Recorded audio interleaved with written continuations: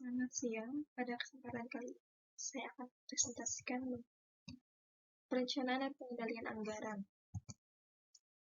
Sebelumnya, perkenalkan nama saya Ansyela Margarita Fauziah dari kelas Manajemen C Angkatan 21. Yang pertama yang akan kita bahas yaitu anggaran atau budgeting, yaitu rencana keuangan untuk masa depan. Biasanya rencana tersebut mengidentifikasi tujuan dan tindakan yang diperlukan untuk mencapainya. Lalu ada manfaat dari anggaran itu sendiri. Yang pertama, memaksa para manajer untuk melakukan perencanaan, lalu menyediakan informasi untuk pengambilan keputusan, menyediakan standar evaluasi kerja, memperbaiki komunikasi dan koordinasi. Lalu selanjutnya ada anggaran hidup, yaitu rencana keuangan komprehensif bagi organisasi secara keseluruhan. Nah, komponen anggaran itu yaitu ada yang pertama anggaran operasional. Biasanya mendeskripsikan aktivitas yang menghasilkan pendapatan bagi suatu perusahaan. Misalnya penjualan, produksi, dan persediaan barang jadi. Nah, anggaran operasional terdiri atas perkiraan laporan laba rugi yang disertai dengan laporan seperti berikut. Itu ada anggaran penjualan, anggaran produksi, anggaran pembelian bahan baku, anggaran tenaga kerja langsung, anggaran beban penjualan dan administrasi, anggaran persediaan akhir barang jadi, anggaran beban pokok penjualan. Selanjutnya, ada anggaran kontinu, adalah anggaran 12 bulan yang terus bergerak di mana satu bulan anggaran telah lewat, maka 1 bulan tambahan untuk masa mendatang itu ditambahkan. Lalu, peran dalam perencanaan. Perencanaan adalah pandangan ke depan untuk melihat tindakan apa yang seharusnya dilakukan agar dapat mewujudkan tujuan tertentu. Anggaran memaksa manajemen untuk merencanakan masa depan. Anggaran mendorong para manajer untuk mengembangkan arah organisasi secara menyeluruh, mengantisipasi masalah dan mengembangkan kebijakan untuk masa depan. Peran dalam pengendalian. Pengendalian adalah melihat ke belakang, memutuskan apakah sebenarnya telah terjadi dan membandingkan dengan hasil yang direncanakan sebelumnya. Anggaran memberikan standar yang dapat mengendalikan penggunaan berbagai sumber daya perusahaan dan memotivasi karyawan. Sebagai bagian terpenting dari sistem penganggaran, pengendalian dicapai dengan membandingkan hasil yang dianggarkan secara periodik. Perbedaan yang besar antara hasil aktual dan hasil yang direncanakan adalah umpan balik yang menunjukkan sistem tersebut di luar kendali. Nah, berbagai langkah itu diambil untuk mengetahui penyebabnya, lalu memperbaikinya agar menjadi lebih baik. Selanjutnya ada peran dalam pengambilan keputusan.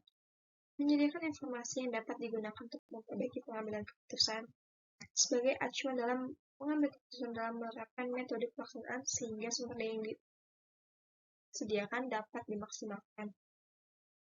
Contohnya, jika pemilik perusahaan telah mengetahui perkiraan pendapatan dan biaya perlengkapan, lalu biaya lab, utilitas, dan lainnya, kemungkinan dia akan menurunkan tingkat kenaikan gaji, lalu menghindari peminjaman uang dari perusahaan, dan juga membatasi pembelian peralatan yang kurang penting.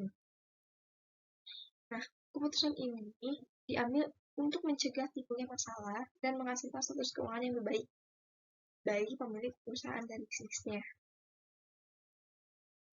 Lalu selanjutnya ada flexible budgeting, yaitu anggaran yang memungkinkan suatu perusahaan menghitung perkiraan biaya dalam suatu tingkatan aktivitas. Flexible budgeting merupakan kunci untuk memberikan umpan balik secara lebih sering yang dibutuhkan para manajer untuk menerapkan pengendalian dan menjalankan rencana perusahaan secara efektif. Kunci dalam flexible budgeting yaitu pengetahuan atas biaya tetap dan variabel. Adapun jenisnya, yang pertama, penganggaran untuk aktivitas yang diharapkan. Biasanya membantu para manajer mengatasi ketidakpastian dengan melihat hasil yang diharapkan dari berbagai tingkat aktivitas. Lalu ada penganggaran untuk tingkat aktivitas aktual, digunakan sebagai faktor untuk menghitung tingkat aktivitas aktual yang seharusnya. Lalu ada anggaran fleksibel, atau disebut juga anggaran variabel. Nah, biasanya jumlah biaya yang dianggarkan berubah karena variabel sejalan dengan kenaikan output. Selanjutnya, Yang kedua yaitu karakteristik sistem anggaran yang dapat mendorong dual congruence. Dual congruence atau keselarasan tujuan, yaitu sejalannya tujuan manajerial dan tujuan operasional. Selain keselarasan, tujuan sekarang manajer juga harus didorong untuk berusaha mencapai tujuan organisasi. Anggaran dapat mempengaruhi perilaku secara positif ataupun negatif, tergantung dari bagaimana anggaran itu digunakan. Sistem penganggaran dikatakan ideal jika sistem penganggaran dicapai sesuai tujuan secara utuh dan simultan. Sistem penganggaran itu mampu mendorong para manajer untuk mencapai tujuan organisasi yang etis. Meskipun sistem penganggaran yang ideal kemungkinan tidak ada riset dan praktik, tapi sudah mengidentifikasi beberapa ciri penganggaran yang mengangkat perilaku positif. Nah, ciri kinerja meliputi umpan balik yang sering di atas. Pertama, kinerja insentif keuangan dan non-keuangan. Lalu ada anggaran partisipatif, standar yang realistis, kemampuan pengendalian biaya, berbagai ukuran kinerja. Sekian presentasi yang bisa saya sampaikan untuk materi sesi ini.